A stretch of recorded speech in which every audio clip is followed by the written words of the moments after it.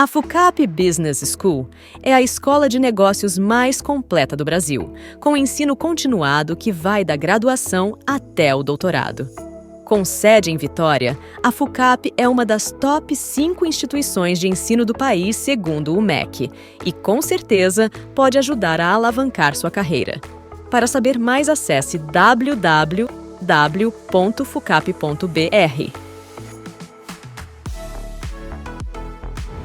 Seja bem-vindo ao IBFcast, o podcast do Instituto Brasileiro de Executivos de Finanças do Espírito Santo. Eu sou o Felipe Valfri, advogado, especializado em tecnologia, inovação e investimentos. Tenho tido a oportunidade de ajudar empresas a acessarem capital para desenvolvimento de tecnologia e inovação. Junto comigo, um grande amigo, meu líder do Comitê de Tecnologia e Inovação do IBF, Yuri. E aí, Yuri? Muito obrigado, Valfri. Meu nome é Yuri, eu sou líder aqui do Comitê de Inovação e Tecnologia. Também sou sócio fundador da Biboton Ventures, uma empresa que acelera startups, e hoje vai ser uma honra poder falar aqui com o Marcel, da Quartzo, antiga TM3, também empreendedor, aí foi o fundador da Bematec, tem uma estrada boa aí como empreendedor, e eu acho que isso também te dá um bom ponto de vista aí como investidor. Legal. Yuri, Felipe, bom estar aqui com vocês hoje, bom estar aqui prestigiando o IBF, né, essa instituição que a gente já conhece em outros lugares do Brasil, né, de muito sucesso, enfim, vai ser uma boa conversa. Marcel, muito bom estar com você, obrigado pelo seu tempo, e já começo perguntando, né, como é que está sendo, como é que foi essa jornada de empreendedor em tech para empreendedor e investidor em tech? É uma jornada, como toda jornada tem seus desafios, né? Tem seus contratempos, mas o saldo tem sido super positivo. Eu acho que o fato de eu ter uma bagagem como empreendedor de tecnologia, de longa data, enfim, uma das primeiras startups aí brasileiras, né, que conseguiu abrir capital na Bolsa, se internacionalizou, essa bagagem toda, que apanhando muito, né, eu consegui desenvolver junto com o meu sócio lá da Bematec. Isso me deu uma base muito forte, muito sólida, para eu poder ir para o outro lado da mesa, né? Porque eu fui investido quando comecei a empreender, né? Por investidores anjo, depois bancos de investimento, e resolvi levantar desse lado daqui do empreendedor e ir para o outro lado, para o lado do investidor. E tem sido uma experiência muito rica, já há vários anos eu estou nisso. A Quartzo vem crescendo nesse setor, vem sendo reconhecida aqui no Brasil, fora também. Então, tem sido uma jornada bem gratificante. Interessante é que a Bematec é uma startup diferente, né? É uma startup focada mais em hardware, que te dá uma visão diferente de qualquer venture capital comum, né? Todo mundo gosta lá do SaaS, da tese tradicional. Acho que isso te dá uma visão um pouco mais ampla. Você sabe, Yuri, que eu pivotei, né? Acabei pivotando a Bematec para o SaaS. Né?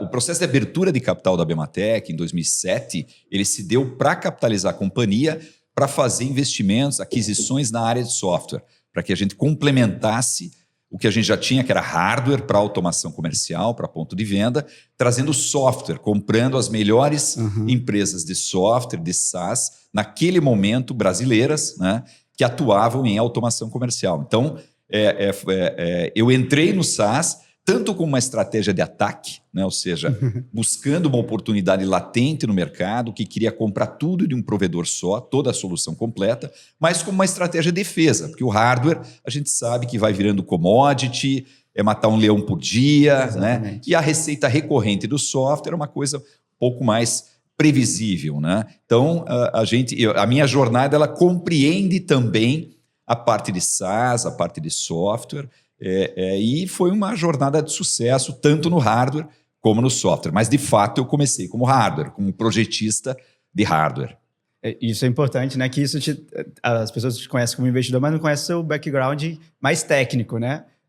Você tem uma formação acadêmica aí que veio da engenharia e depois foi migrando para essa área financeira. Engenheiro eletrônico, depois com mestrado na área de automação, né?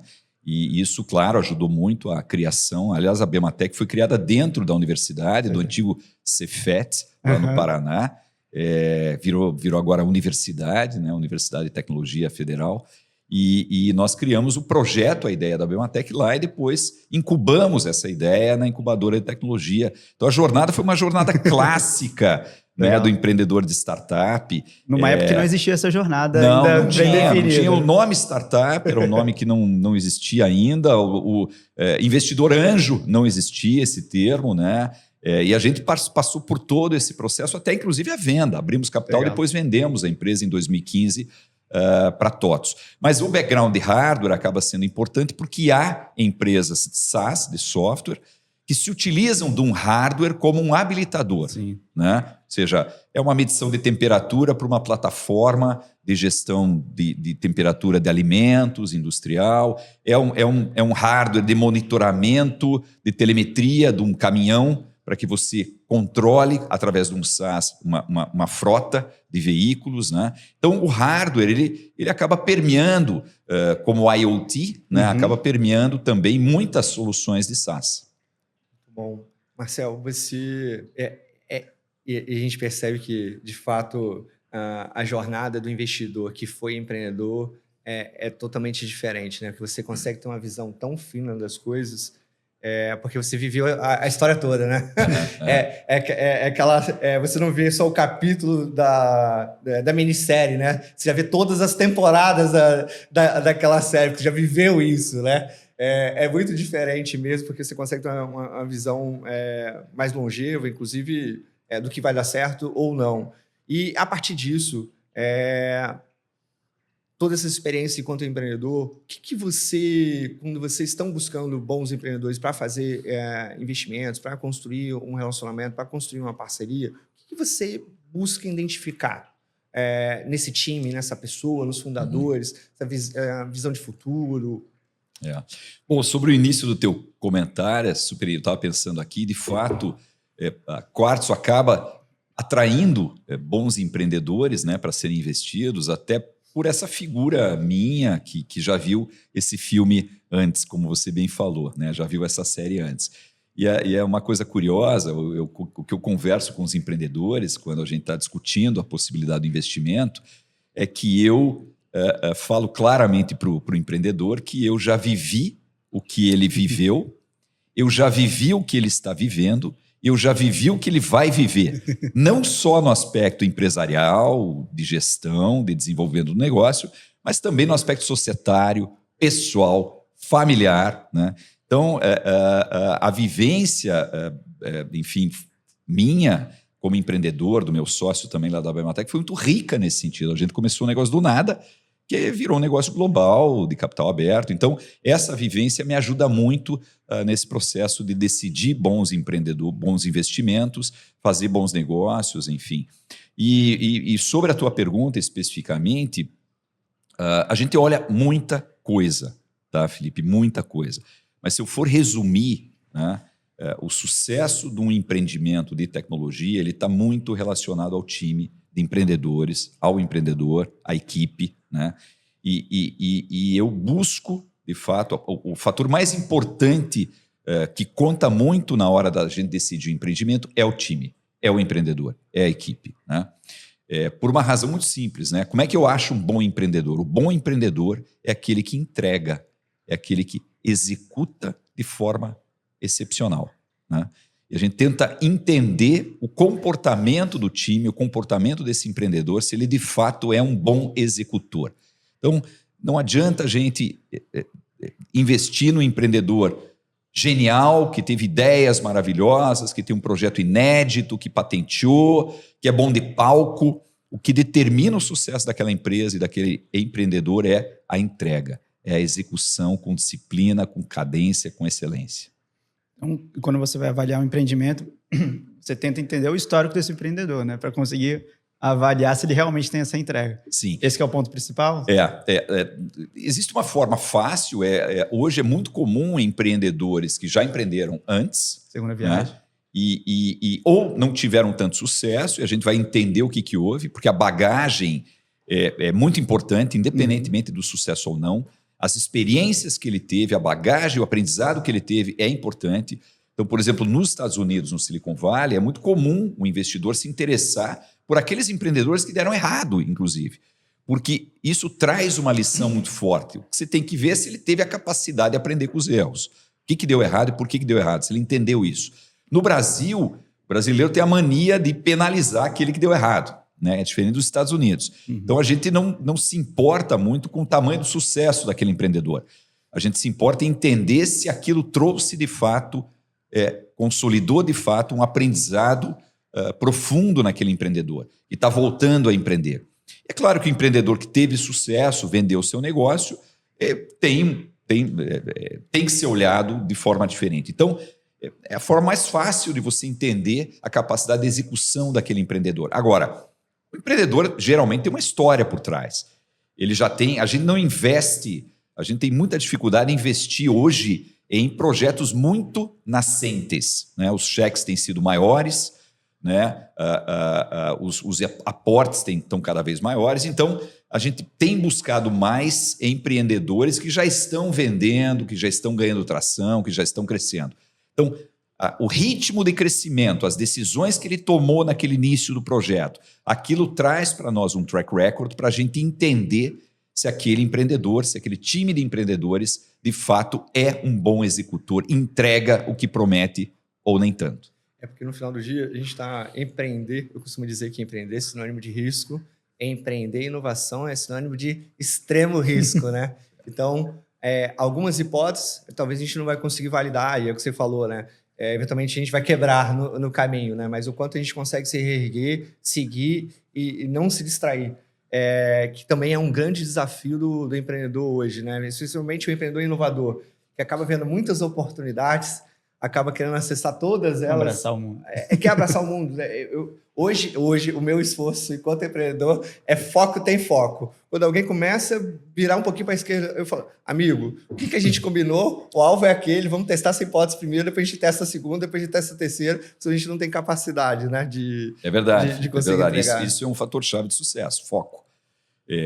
Já é difícil você levantar um empreendimento e trazer sucesso para esse empreendimento, se ele tem um foco muito restrito, se ele está tirando num alvo, num mercado muito específico, já não é fácil. Ora, se assim já não é fácil, com um grau de simplicidade do ponto de vista de foco no negócio, já não é fácil. Imagine se o empreendedor não sabe direito qual que é a prioridade, o que ele quer fazer e fica mudando a toda hora de projeto, né? Então, você tem toda a razão. Marcel, como é que, indo para um outro ponto, e que vocês têm liderado muito bem aqui no Espírito Santo, como é que tem sido essa jornada de tocar esse lead case do FunSisum a partir do Fundo Soberano? Como é que está sendo essa experiência de abrir literalmente, vocês hoje abriram um mercado aqui capixaba, pautaram esse tema, estão construindo fortemente esse tema aqui no Espírito Santo e se tornaram uma das principais referências ou a maior referência no Brasil. Legal. Tem sido fantástica, a experiência tem sido fantástica, mesmo para mim, que já sou um pouco dinossauro aí da tecnologia, né? Tem sido super motivador. O que a gente encontrou aqui no Espírito Santo foi um terreno super fértil, né? Empreendedores muito motivados, comprometidos com empreendimentos de sucesso, stakeholders, né? Ou seja, um ecossistema já pré-existente, né? Ou seja, nós não trouxemos, estamos trazendo recursos, pessoas, conhecimento, mas não trouxemos do zero. A gente já encontrou um ecossistema pré-existente, rico, muito rico do ponto de vista de diversidade, do ponto de vista de interesse. Então, isso facilitou muito. Eu diria até, pelo fato do Espírito Santo ser um estado comparado com outros estados brasileiros, um estado menor, pequeno, isso tem sido um fator positivo, porque é muito fácil acessar todos os stakeholders, empresários, governo, pessoal do Bands, é muito acessível. Viajar para o interior, o projeto é um projeto que abrange todo o estado, não é só Vitória e região metropolitana. Então, pelo fato do estado ser relativamente pequeno, isso facilita muito o deslocamento. Então, enfim, em geral, a gente tem tido ainda e teve boas surpresas muito positivas aqui no Espírito Santo.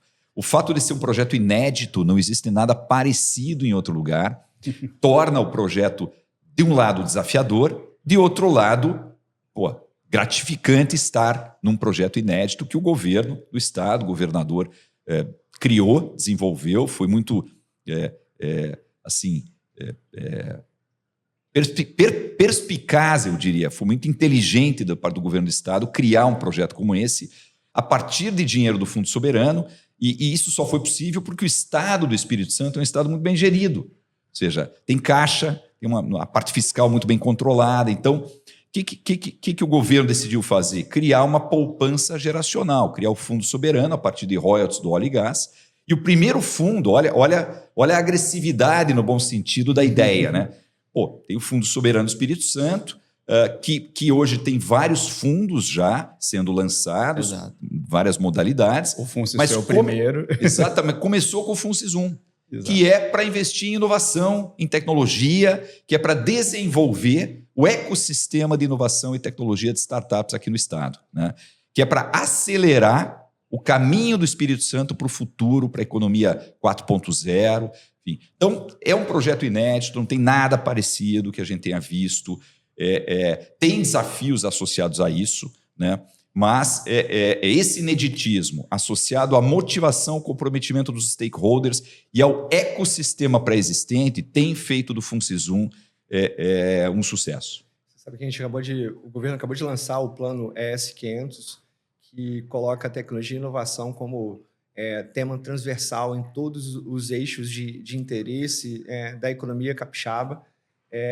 Você vê que nada é por acaso, né? Nasce o fundo, depois tem todo um planejamento que foi desenhado por diversas mãos e foi lançado agora recentemente e que tem muita gente comprometida. E aqui no Espírito Santo, quando eu falo isso, a gente vai rodando o Brasil, a gente fala que, cara, a gente tem acesso ao governo, a gente tem acesso a isso. As pessoas, mas como assim? Sim, você precisa falar com o secretário, manda um WhatsApp para ele.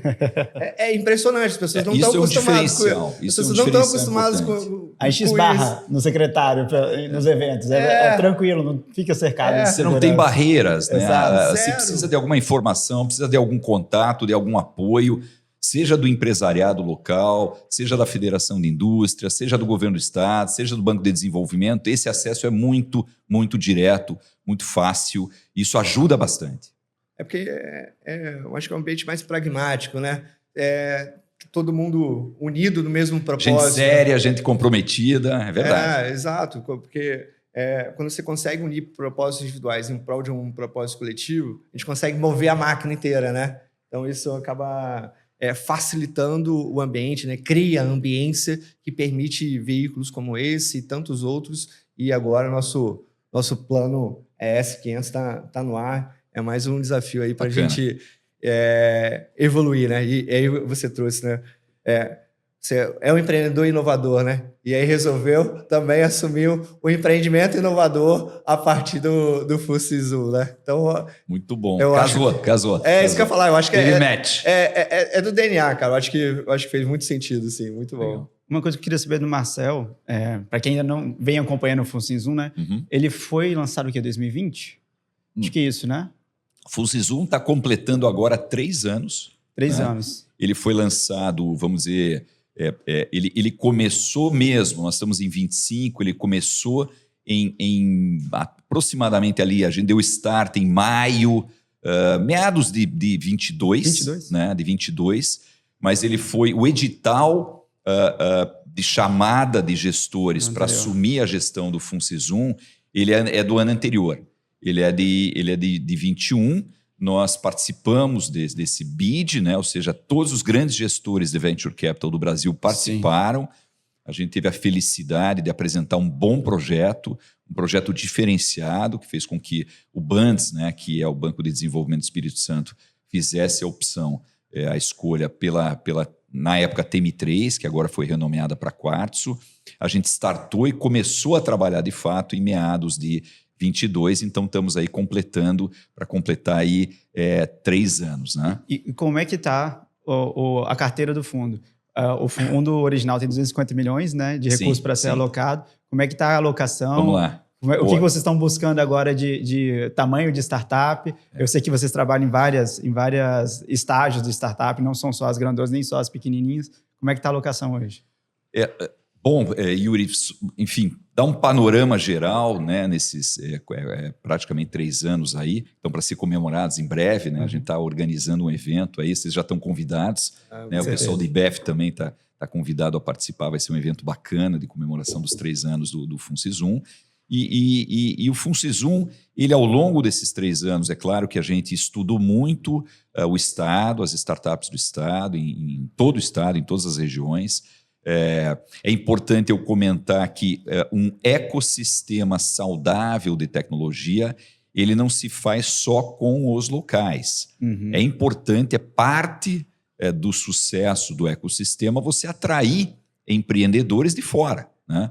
É assim em Palo Alto, no Silicon Valley, é assim em Tel Aviv, em Israel, foi assim em Florianópolis, que é um exemplo de sucesso aqui no Brasil, ou seja, nesses lugares você ouve sotaques e idiomas de todo mundo ou de todos os lugares, né? E é isso, essa riqueza, essa mistura, vamos dizer assim, é que faz com que um ecossistema seja sustentável, se desenvolva de forma sustentável. Então, é claro que a nossa prioridade é investir no empreendedor capixaba, né? E a gente tem feito isso, mas a gente tem conseguido atrair bons empreendedores, boas empresas aqui para o Estado, né? Então, o projeto, só me estendendo um pouco aqui, Yuri, o projeto ele envolve um impacto no ecossistema muito forte, né? E como é que a gente faz na prática isso? A gente criou 3 pistas, 3 jornadas de trabalho para o desenvolvimento do ecossistema capixaba. A primeira jornada, primeira pista, é a aceleração digital, né? Onde são selecionadas startups, empreendedores com ideias, para que eles saiam daquela base e rapidamente adquiram conhecimentos de como botar uma ideia em pé, como colocar uma startup em pé. Então, é a aceleração digital, é um EAD, né, como ensino à distância, e a gente já acelerou mais de 200 empresas, de 200 empreendimentos da forma digital. A grande maioria capixaba. Grande maioria capixaba. Alguns de fora que têm interesse em vir para o Espírito Santo, mas a grande maioria, isso em todas as regiões do Estado. Não tem exceção, todas as regiões do Estado. Então, a primeira pista é a pista da aceleração sem investimento. É apenas um processo de educação, educar o empreendedor a montar um negócio viável, um negócio que possa se tornar um empreendimento de sucesso. A segunda pista é a aceleração com investimento, né? Aí é uma pegada mais próxima, a gente tem palestras, a gente tem coach, tem mentoria, existe uma jornada de aceleração mais pesada, vamos dizer assim, e associada ao investimento. Nós podemos fazer um cheque, como eu digo, que vai de R$300 mil até R$800 mil por empreendimento. Nós já chegamos a quase 30 empresas aceleradas com investimento no FUNSIS-1. Tá? E a terceira pista, a terceira jornada, é o investimento direto. São cheques maiores, né? Esses cheques podem variar de 1, 2, 3 milhões até mais de 20 milhões por empresa, né? E aí sim, a gente já fez 11 investimentos diretos, né? Ou seja, sempre de R$1 milhão para cima, né? Em empresas capixabas e também empresas de fora que estão se instalando aqui no estado do Espírito Santo. Então, esses 250 milhões estão sendo alocados dessa forma. Nós já alocamos R$70 milhões em investimentos, né, nessas modalidades. Estamos negociando agora, nesse instante, mais cerca de R$50 milhões. Ou seja, em breve a gente vai atingir aí R$120 milhões investidos no ecossistema capixaba. Isso é um negócio que não existe em outro lugar do Brasil. É um negócio de fato inédito e o impacto que a gente vem provocando é muito forte. Vocês vejam que, só complementando um pouco aqui, Yuri, tem empresas que foram aceleradas digitalmente que participaram da seleção, da aceleração com investimento e já receberam investimento com aceleração com investimento. Tem empresas que foram aceleradas com investimentos, com cheques menores, que já receberam cheques maiores. Então, a gente consegue criar um funil de evolução desse ecossistema. Isso já vem acontecendo. Em 3 anos. Isso é sensacional. Já fazendo follow nas startups. Estamos trabalhando muito. Sensacional. Mas um dado importante é que tem mais de 100 milhões disponíveis ainda para investir. Disponíveis, enfim, como eu falei, 70 já alocados, 50 aí na boca para serem alocados, mas a gente tem mais de 100 aí, enfim, milhões para fazer o deployment desse dinheiro ao longo de 2 anos, ao longo de mais 2 anos. E vamos lembrar que o fundo ele é de 10 anos. São 5 anos para investir, que a gente pode estender um pouquinho o período de investimento, e mais 5 anos para desinvestir. Né? Esse dinheiro ele precisa retornar para o capixaba. Esse dinheiro é do povo do Espírito Santo e precisa retornar com bom lucro para a economia do Espírito Santo. Gerando, né, no meio desse caminho, um ecossistema de inovação, de tecnologia, de empreendedores, de capixabas aí ganhando dinheiro com tecnologia. Isso se conecta muito com tudo que o Espírito Santo está fazendo, né? Então, o FUNCES veio como um dos passos, né?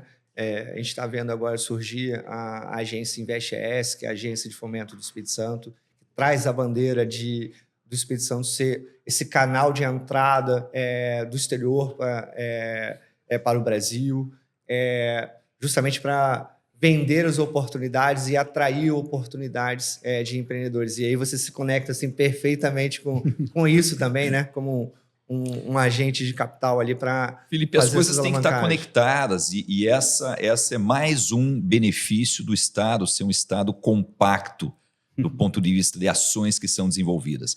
A gente vê em estados fora aqui da região, em outros estados, iniciativas que se perdem no meio de pivotadas de governos, de coisas feitas sem planejamento. A gente não vê isso aqui no Espírito Santo, muito pelo contrário. Então, isso que você falou é uma grande verdade, é uma surpresa que a gente viu, positiva, que as coisas estão amarradas, elas estão concatenadas, existe um plano maior. Isso é muito bom. É um exemplo para os outros estados. O quanto o Espírito Santo fez muito benchmark, né? Então, e a partir dos benchmarks a gente vai construindo isso e tá todo mundo muito... E já virou benchmark, né? Exatamente. Inovar inovação. A gente já chegou ao momento de entender, né, como o mundo está se comportando, entender as melhores práticas, fazer do nosso jeito e também inspirar outros, né, a construírem. Muitos acabam querendo ver como é que vai acontecer, né? Vamos ver se esse negócio vai funcionar. E o Espírito Santo está mostrando que a gente não para. A gente está seguindo. Você sabe, Felipe, desculpe te interromper, mas recentemente, a partir do estudo realizado em todo o mundo, o Fundo Soberano do Espírito Santo foi considerado o melhor fundo soberano da América Latina e o 3º melhor do mundo. Aí está Fundo Soberano de Singapura, está Fundo Soberano da Arábia Saudita, Fundo Soberano da Noruega. Então, só para você ter uma ideia do que o Espírito Santo tem conseguido em pouco tempo. Em pouco tempo mesmo, né? Pensar que o FUNCES 1 tem 3 anos de execução, né? Quanto nessa janela a gente está conseguindo fazer isso, e eu acho que é muito sobre o que você trouxe dessa conexão, né? Dessa colaboração, quanto o ambiente está propício para isso. E eu acho que a gente vive muito o ecossistema de inovação do Espírito Santo. E, sei lá, uns 7, 8 anos atrás, a gente se reunia numa sala menor do que essa daqui, tá?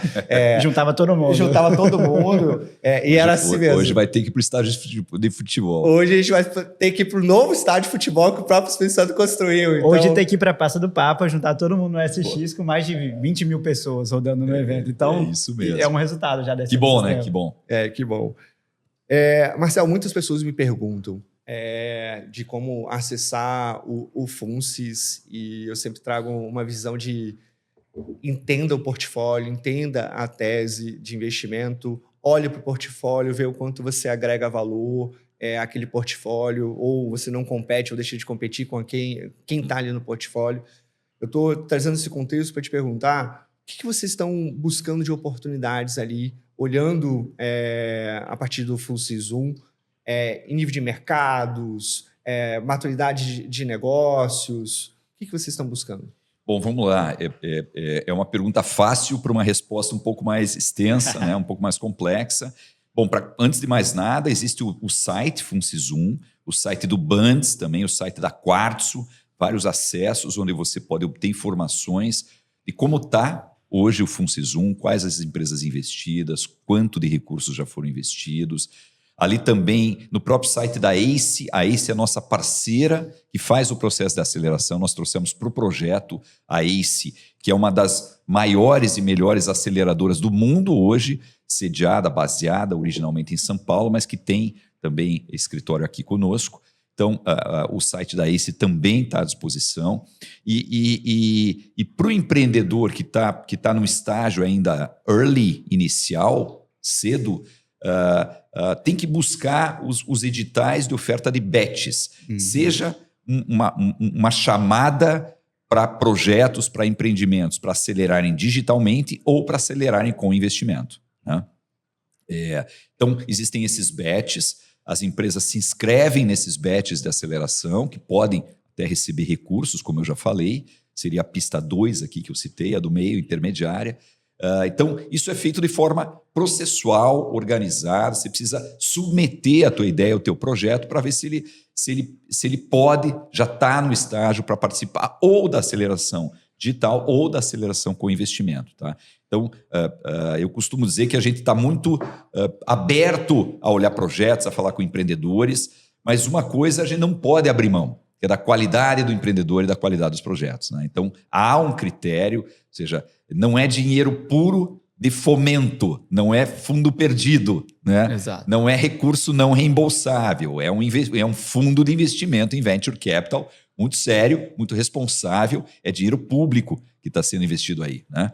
Então, há esse processo de seleção, é importante todo mundo saber. No processo de investimento direto, nós fazemos buscas de empresas, prioritariamente capixabas, de empreendedores capixabas, mas também recebemos ligações, telefonemas, somos buscados diretamente para conhecer esses empreendedores. E eu, pessoalmente, né, nós temos uma equipe grande trabalhando no projeto, não se desenvolve um projeto desse com uma pessoa só, é uma equipe bastante grande, mas eu, pessoalmente, tenho conversado com empreendedores que querem, que têm interesse no investimento direto, né? É comum eu estar aqui, eu não moro aqui, mas eu venho muito para cá, né? Alguns já dizem que eu estou me tornando capixaba já, né? Depois de 3 anos vindo direto para cá. Enfim, a gente tem esse contato direto com os potenciais empreendedores e empresas que vão receber investimento direto. Mas meu telefone está à disposição, enfim, o site nosso está à disposição e, de fato, a gente tem conversado com tudo e com todos. É muito fácil acessar Quartzo, muito fácil acessar o FunSysUm. E o quanto vocês estão olhando mercados, assim, quais são os mercados que estão chamando a atenção de vocês hoje? A gente está olhando para o agro, a gente está olhando para a saúde. A gente já existem alguns, né, que são mais transversais e a gente acaba sempre vendo as oportunidades para ir avaliar, né? Mas o que está nesse momento que a gente vive uma inflexão muito grande, eu acho que na história recente, nas últimas décadas, eu acho que pelo menos eu tenho 42 anos, eu não me lembro de uma inflexão tão grande como a gente está vivendo nos últimos 3, que, por coincidência, é o tempo de vocês, né? Exato, é boa. Bom, costumo dizer que coincidências não existem, mas vamos lá, né? Hoje, a gente tem olhado, tem aparecido bastante coisa de retail tech, né? Que vai desde PDVs, ponto de venda, né? Por exemplo, nós somos investidores da Take It, que é a capixaba, software de automação de bares e restaurantes. A empresa está indo super bem, está voando. Então, temos olhado retail tech, desde o retail tech mais normal, mais comum, que é um ponto de venda, uma gestão de bares e restaurantes, até empresas de software, de inteligência artificial, que tentam entender o acesso do consumidor a sites de vendas, né, ao e-commerce, para tornar a conversão da venda mais assertiva, tá? Então, hoje permeia tudo, né? Mas tem empresas de retail tech que trabalham especificamente para entender o comportamento do consumidor que está acessando um e-commerce. Então, retail tech virou uma coisa muito abrangente, né? Fintechs, a gente tem olhado, tem aparecido bastante coisa de fintech em todos os sentidos, né? Fintech também é uma coisa bastante abrangente. Mas a gente tem sido, como eu digo, agnóstico, né? A gente olha todos os setores, né? Então, Health Tech, que é a saúde, EduTech, que é a educação, a parte de agro também tem aparecido menos, apesar do Estado ser muito forte no agro e apesar do Brasil, em geral, ser muito forte no agro. Agro é uma coisa que tem aparecido menos, que a gente gostaria de olhar mais, né? Mas enfim, 1/3 do PIB está aí, né? Então... Pois é, se veja. Enfim, a gente tem olhado todos os setores da economia. Predominantemente, a gente busca empresas SaaS, né? Como a gente já conversou no início, ou seja, receita recorrente, software, né? No Venture Capital, na inovação, até para a gente poder depois fazer um exit, uma saída, fica mais fácil, né? Empresas que crescem rapidamente, empresas de software, mas já investimos aqui em empresas que têm hardware, né? Como a TuNeuron, que também é capixaba, que tem um dispositivo de hardware, usa inteligência artificial para fazer análise preditiva de problemas em máquinas industriais, né? É um grupo aqui da Federal, do Espírito Santo, são PhDs, inclusive, um projeto que eu acredito muito, estou acompanhando de perto, mas tem hardware. Eles têm uma plataforma que usa o hardware, né? Um hardware conectado à rede elétrica, ao cabo de alimentação do equipamento, e a partir dali ele tenta prever quando é que aquele equipamento vai dar problema, quando é que precisa de manutenção, antes que dê um gasto enorme, quebre a máquina e assim por diante. Então, você vê que tem coisas de todos os tipos. O Espírito Santo é um estado que tem muita indústria, né? Indústria papeleira, celulose, mineração, indústrias mundiais, globais, muito relevantes, brasileiras também, e há um número grande de startups também procurando desenvolver software, desenvolver tecnologia para resolver soluções nesses parques industriais. Isso tem aparecido bastante também. Então, como você vê, Felipe, o trabalho é bem abrangente, a gente precisa avaliar todos os setores da economia e estamos abertos a receber projetos em todos os setores da economia. Mas, assim, o que tem aparecido mais recentemente de fato, o Retail Tech, varejo, software de soluções para comércio, para varejo, e tem aparecido bastante fintech aí na área de finanças, na área de controle de finanças, tem sido bastante frequente. E o Estado tem um histórico bom aí com o PicPay, né? Então, vamos lá. Vamos tentar achar mais um PicPay, PicPay por aqui, né? Wine, tem e-commerce, tem PicPay. A própria Chip também, que é um Retail Tech, foi vendido para americanos. Site, também é Retail Tech, né? Do Rodrigo, enfim. De fato, o Estado, nessas duas áreas, o Estado tem belos cases, né? E você citou IA aí no meio da sua fala. Você já enxerga que as startups capixabas estão conseguindo trabalhar a IA na fronteira da tecnologia ou ainda está em estágio inicial comparado com o que você vê no restante do Brasil? Eu acho que não há uma defasagem, tá, de uso da tecnologia ou da ferramenta de IA por parte das startups capixabas ou das empresas que nós estamos trazendo aqui para o Estado.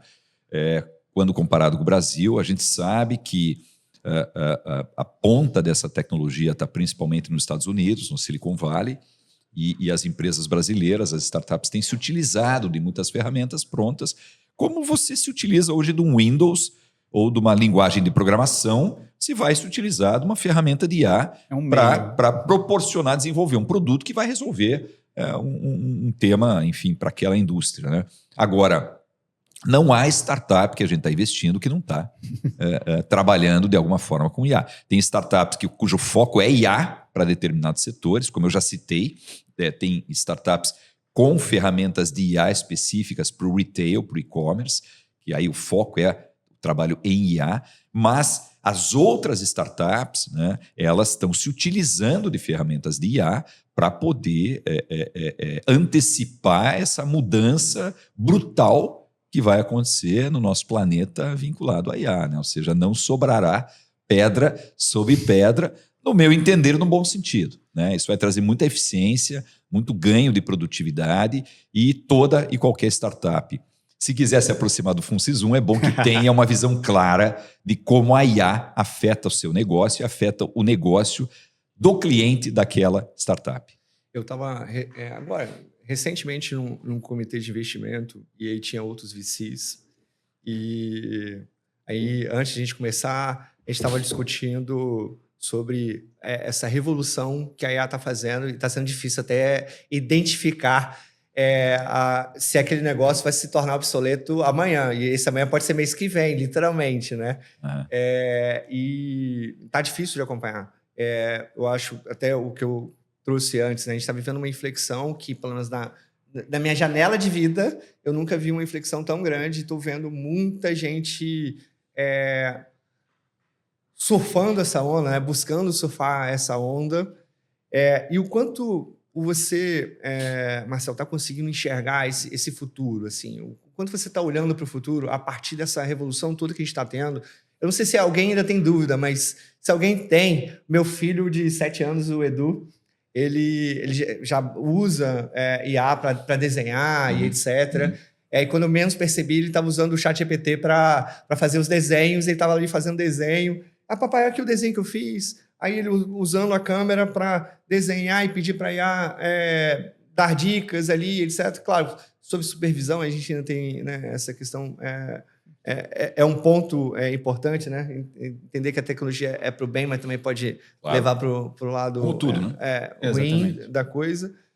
Mas o quanto que você está vendo esse futuro, assim, essa transformação? O quanto as empresas, os empreendedores... Aí a gente fala não só do empreendedor que quer acessar um VC, mas quem tem um negócio hoje, como é que ele tem que se preparar para essa revolução? Que não só está vindo, ela já começou. Se você, empresário, ainda não teve a preocupação de entender os impactos da IA no teu negócio, corra. Alguém já fez, do seu mercado. Porque você pode estar entrando num processo rápido de extinção, né? O impacto está sendo e vai ser cada vez mais brutal, né, na economia como um todo, e muita gente não tem noção do que está vindo por aí. Então, a coisa tende a se acelerar cada vez mais. Deixa eu te dar uma perspectiva, Felipe. Eu tive recentemente em Nova York, num evento que é Brasil Week, né, participando de painéis, enfim. E um dos painéis que eu acabei indo assistir foi um painel do BTG, que o André Esteves entrevistou Eduardo Saverin, que mora em Singapura, né? O Eduardo é um dos fundadores do Facebook, né, brasileiro, que mora nos Estados Unidos, depois mudou para Singapura porque casou com a esposa de lá, e ele mora lá. O Eduardo, ele tem investido basicamente em IA, né? E ele tem um comitê de investimento de 5 membros, tá? 4 membros são pessoas, um membro é IA, né? E ele falou o seguinte: o sonho dele é o mais rápido possível inverter. Eu quero ter no meu comitê de investimento 4 IAs treinadas de forma diferente e eu nesse comitê. Isso é real, isso já está acontecendo, né? Eu não sei se vocês já ouviram falar em profecia autorrealizada. Ou seja, ou a IA vai tomar conta porque naturalmente vai acontecer, ou vai ser uma profecia autorrealizada, em função das dezenas de bilhões de dólares que estão sendo descarregadas nas empresas e nas tecnologias de IA. Ninguém segura esse negócio, né? Então, os Estados Unidos está tratando isso, né, de forma muito séria, promovendo isso de forma muito séria. Então, eu te dei alguns dados que mostram para onde vai isso e com que velocidade isso vai acontecer, né? Então, só uma última informação: se pega uma carreira promissora de programador de software, né? A gente já sabe que a base da programação, né, o programador que não é altamente especializado, que é maduro, que tem um grau de conhecimento avançado, se você pegar o programador normal, a maioria dos programadores, essa carreira tem extinção, em função da IA. O no-code, o low-code está aí para mostrar isso, né? Tem até o vibe coding agora, né? Tá num nível tão avançado. Você é advogado, você sabe o que está acontecendo nos escritórios de advocacia, de direito, sim. Enfim. A minha atuação é muito forte em tech, né? Então, hoje a gente ajuda a desenvolver negócios. Então, eu acho que eu sou muito mais empreendedor desse lado do que é advogado propriamente dito. E a gente entende que o direito é o instrumento das coisas, mas a gente constrói negócios e isso tem sido uma preocupação muito grande. E quando a gente fala, as pessoas não têm noção, porque a gente vive numa bolha, né? Eu acho que quem trabalha nesse mercado de inovação e tecnologia, a gente acaba vivendo a fronteira do conhecimento e tudo que está acontecendo ou vai acontecer, a gente já sabe de algum jeito, a gente já tem um spoiler do que vai acontecer e a gente vai avisando, né? Até que se realiza, né? Agora, deixa eu te dar uma outra perspectiva, tá? É bacana que eu estou acompanhando de perto, porque eu participo do conselho da empresa, né? Que é o outro lado, que é o lado de, peraí, estamos todos... O que fazer? Vamos desistir então, vamos voltar para o mato. O que vamos fazer? O FunSisu investiu na Aevo, que é uma companhia capixaba. A Aevo é talvez uma das maiores, ou a principal plataforma de gestão de inovação nas grandes corporações, nas grandes empresas. E a gente fez um segundo cheque, né? Nós fizemos um valor aí acima de 5 milhões de reais, $1 milhão, que foi um follow-on que o FunSisu fez na Aevo, para internacionalização da Aevo. Né? Ou seja, a Aevo está se instalando na Holanda para atender clientes europeus. Né? Olha só. Agora, por que nós estamos fazendo esse movimento com a Aevo, com o Luiz Felipe da Aevo? Né? A Aevo começou a fechar contratos diretamente na Europa com grandes clientes europeus, disputando o mercado com empresas de software que fazem a mesma coisa, francesas, alemãs, americanas. É uma empresa capixaba, fundada aqui, em Vitória, né, que está indo desbravar o mercado europeu, competindo contra os líderes desse setor na Europa. Então, a Aevo tem iniciativas de IA, não tenha dúvida disso, trabalha com menor. Obviamente, eles estão mexendo, eles estão avançados em ferramentas de IA dentro do projeto deles, dentro da oferta deles, mas é uma prova de que aí tem muita oportunidade. Né? Tem ameaça, ok, falamos de ameaça da IA, mas tem muita oportunidade para quem está disposto a investir, estudar, transformar seu negócio, ou se você tem um empreendimento, uma startup de tecnologia, inserir na oferta a IA imediatamente e se aproveitar aí dessa onda. Porque quando a gente fala de ameaça, a gente vai muito no sentido de entender, né? Davi contra Golias e em algum momento, né? E hoje eu estava lendo mais cedo... Você tem um Davi capixaba que está enfrentando os Golias europeus e ganhando. Né? Exatamente. E a Aevo é um ótimo exemplo porque ela está desenvolvendo tecnologia de IA com a UFES aqui no Espírito Santo, com o laboratório aqui da UFES. É isso aí. Então, apesar de estar disputando internacionalmente, está usando mão de obra local para conseguir fazer essa expansão e desenvolvimento de tecnologia. Inclusive, acho que eles pegaram até projeto FINEP, né? Sim. Acabaram de receber, estão recebendo um dinheiro de um projeto FINEP, dada a qualidade do produto, da oferta da tecnologia que a Aevo tem hoje. Eles são muito bons mesmo. Olhando para cenário internacional e até capixaba, como é que essa aplicação da IA, a velocidade da aplicação da IA pelas startups está mudando a forma como vocês investem? Vocês estão olhando para startups de maneira diferente, de tamanhos menores, porque agora elas têm mais potencial de escalar, ou isso ainda não chegou ainda a afetar o investidor? Não, o que ali atrás, veja como isso está rápido, ali atrás, né, quando essa história de IA veio à tona, quando o ChatGPT, enfim, despontou, né, a gente já vinha acompanhando nos bastidores. Muita gente só se deparou com a evolução da inteligência artificial a partir do lançamento do ChatGPT. Né? Mas isso já vem ruminando, vamos dizer assim, no Silicon Valley já há anos. Né? Ali atrás, a gente fazia esse questionamento. Né? Qual que é a tua estratégia envolvendo inteligência artificial no teu produto? Enfim, como é que se vê isso? Né? Hoje a gente não pergunta mais. Né? Mas se a gente descobre que não tem nada lá, não. Tá? Então, para nós, já é algo natural. Eu não tenho conversado com empreendedores de tecnologia que simplesmente não sabem, não consideram a utilização de ferramentas de IA na sua oferta. Né? Então, já virou lugar comum, tá? Esse negócio para tecnologia, página virada. Já é um negócio normal, como software, como sistema operacional, como linguagem de programação. Não dá para ter uma startup hoje que não tenha uma proficiência ou um uso mais intensivo de IA na sua oferta. Marcelo, a gente indo para para finalizar o nosso papo, queria que você trouxesse uma visão sua sobre o futuro daquilo que o Espírito Santo está construindo, o futuro da tecnologia, e o quanto isso, de alguma forma, impactará ou transformará vidas e negócios, né? A gente acaba vivendo, como eu disse, às vezes numa bolha, mas a gente já está vendo as coisas acontecerem, né? Aí quando até chegar na ponta assim, da sociedade, leva 1, 2 anos, agora tá diminuindo e de repente se transformou. O que você vê aí para o futuro?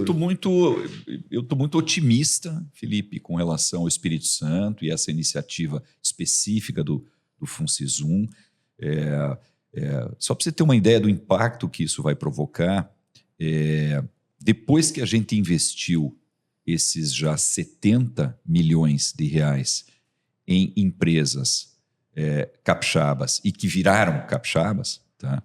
Outros 40 milhões de reais já foram investidos por outros investidores. Tá? Nas empresas que a gente investiu, algumas delas já tinham recebido investimento, ou seja, para cada R$1 que nós investimos em startups, outros 4 ou foram investidos antes ou foram investidos depois. Então, esses 250 eles vão se multiplicar várias vezes. Então, o impacto que está sendo provocado no ecossistema capixaba não é de 250 milhões. Ele é um múltiplo de 250 milhões, vai ser bem maior. Isso muda uma perspectiva do ponto de vista de inovação, de tecnologia, de geração de emprego, de alta renda. Vocês sabem que quem trabalha numa empresa de tecnologia, em média, ganha mais do que as outras áreas, né? São pessoas bastante qualificadas ou que são qualificadas. Então, a gente já está vendo isso acontecer, a gente já está vendo essa movimentação. Essas startups já estão gerando empregos, essas startups já estão gerando impostos para o Estado e para os municípios capixabas. Então, é difícil para mim dimensionar exatamente o tamanho do impacto, que ele vai ser grande e já está sendo, vai. Então, de novo, pelos dados que a gente já tem depois de 3 anos, a gente percebe que o impacto vai ser, de fato, igual ou maior do que o governo do Estado previa quando criou essa ótima, brilhante iniciativa. A gente vai ter um novo setor pujante da economia capixaba, que vai ser tecnologia, vai ser startup. Maravilha, Marcel. Cara, eu concordo assim, plenamente e fico feliz de ter a oportunidade de estar vivendo isso, tá? De participar desse momento. Porque a gente está vivendo um momento diferente no Espírito Santo. Está sendo comum as pessoas me perguntarem sobre o que a gente está fazendo aqui. E isso está sendo legal. Assim, mas o que vocês estão fazendo lá? Que está tendo esse impacto todo e etc. Ou seja, muito trabalho, né? Teve que trabalhar muito para chegar aqui. E muita gente envolvida, muitos sonhos envolvidos. Você sabe, Felipe, que só desculpa te interromper, mas tem um outro dado. O ano passado, tem uma pessoal dos Estados Unidos, né, uma agência dos Estados Unidos, que faz pesquisa sobre América Latina, Private Equity e Venture Capital. É a maior associação que trabalha com investimentos de Private Equity e Venture Capital, focando a América Latina, mas é uma instituição americana. E eles fazem um ranking das cidades, polos de tecnologia, polos de empreendedorismo em tecnologia na América Latina, né? E eles tiram os grandes centros, porque não conta, tá? Então, eles tiram ali São Paulo, tiram Buenos Aires, tiram Santiago do Chile e pegam cidades que não são óbvias, vamos dizer assim, né? Para tecnologia, para startup. E pela primeira vez, Vitória entrou no ranking desse estudo, né, que é um estudo americano, né, ou seja, eu não tenho dúvida que o ecossistema pré-existente fez com que isso acontecesse, mas eu acho que o FunSysUm teve uma dose bastante grande de apoio para que isso pudesse ser possível. Ou seja, Vitória está no radar dos grandes centros, das cidades inovadoras, com startups, com empreendedorismo em tecnologia. Bom, eu não sabia dessa informação. É bom ver que um caminho foi desenhado, né? O plano está posto, está sendo recalibrado na medida que as coisas vão acontecendo. Mas a gente está indo, né? Está indo bem. Os desafios fazem parte, né? Mas a gente... E agora a gente tá Méritos sendo aí visto. do governo que vocês têm, méritos aí do Banco de Desenvolvimento que vocês têm, eu acho que isso fez toda a diferença. E acho que o bem importante falar é que agora a gente está sendo visto, né? A gente sempre falou que a gente faz muita coisa aqui no estado, mas a gente é ruim de contar, né? A gente é ruim de marketing aqui no Espírito Santo. Agora a gente está começando, acho que, a comunicar um pouco melhor também a nossa história. Queríamos ter uma agência para isso, inclusive. Exatamente. Muito bom. Marcelo, encerrando, tá? É a nossa última pergunta, nossa última reflexão. Que conselho você daria para o empreendedor que está construindo um negócio aqui no Espírito Santo e deseja viver essa jornada de alavancagem, de parceria, junto com o Venture Capital, junto com iniciativas como o do Funces? Eu acho que tem algumas coisas, né? A primeira está muito claro, depois dessa nossa boa conversa, que o empreendedor capixaba tem espaço para empreender em tecnologia aqui no estado, ele não precisa ir para São Paulo, ele não precisa ir para o Palo Alto, ele pode desenvolver o seu projeto aqui, ele vai ter recurso, vai ter suporte, vai ter apoio e vai ter ecossistema. Você sabe que para o desenvolvimento de uma startup de sucesso, você precisa ter outras startups por perto, pessoas olhando, outros investidores olhando. Hoje o Espírito Santo entrou no radar de investidores do Brasil e até de fora, que já estão olhando as startups que estão aqui. Então, acho que o primeiro recado, o primeiro conselho é esse: não saia daqui, você não precisa ir para fora, você pode desenvolver o teu projeto, o teu empreendimento aqui.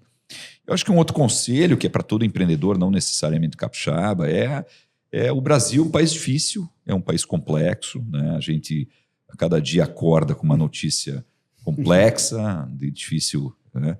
Mas o contraponto disso é que é um país de muitas oportunidades, com muitos problemas, e onde há problema, há possíveis soluções, um software para resolver ou melhorar a eficiência de determinado negócio. Então, lugares com problemas são lugares onde há muitas oportunidades e tem muita coisa para fazer no país. Tá? Estude muito, se dedique muito, né? Seja analítico, seja chato e trabalhe incansavelmente no teu projeto, né? Trabalhe e não desista. Eu acho que a resiliência, a persistência para o empreendedor é uma das grandes qualidades e uma hora dá certo. Eu acho que nunca foi tão bom para empreender em tecnologia no Espírito Santo como está sendo agora. Trabalhe e confia, né?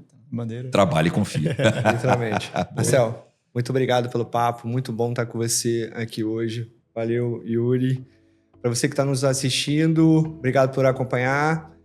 Compartilhe esse conteúdo com quem possa ter interesse em acessar o mercado capixaba, acessar oportunidades como o do Funces 1, e até o próximo episódio. Esse podcast tem o apoio dos mantenedores do IBEF, sendo eles categoria Diamante, ArcelorMittal, APES, Banestes, Cezan, Med Senior, Cicobi e Vale, categoria Sênior, da Luz Risque Nemer Advogados Associados e Fucap Business School. Categoria Pleno, Almeida e Pandolfi D'Amico Advogados, Finamore Simone Gran Thornton, Machado Mazei e Pinho Advogados.